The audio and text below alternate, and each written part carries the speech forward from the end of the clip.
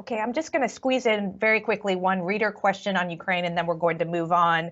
It's from Del Pendergast from Virginia, who asks, with its advantages in population and military resources, won't Russia likely win a long war of attrition? And, we hear that a lot. The Russian forces have not done very well, but, they've got a lot more people and weapons than Ukraine.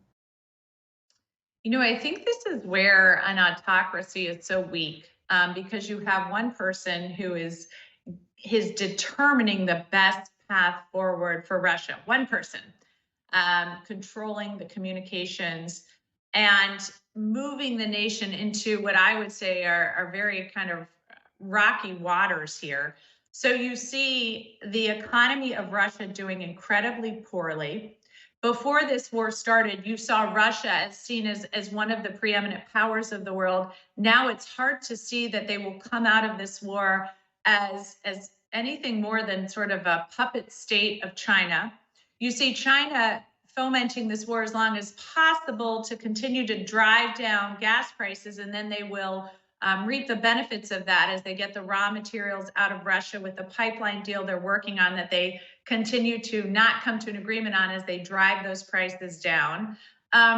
You see that a lot of the talent of Russia has either died in this horrible war, and then the casualty numbers are really incredibly high and devastating.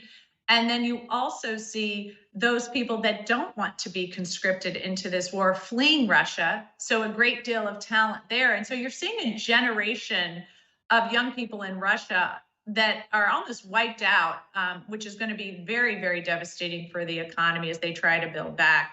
Um, so all of this is to say that you're not seeing this in any way aiding the future of Russia. And so the idea that somehow they are going to want to keep this going on forever is hard to see. You also see China now wanting to engage more in diplomacy, and now they seem to be in large part having a great deal of control over Russia.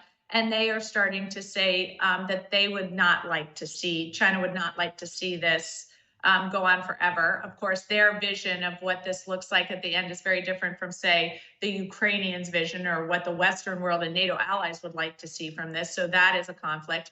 But yes, it has always been concerning the number of people that the Russians have, but their military hardware has turned out to be far less modern and useful than we had anticipated. They are suffering in their supply chain and how much they can produce for this war.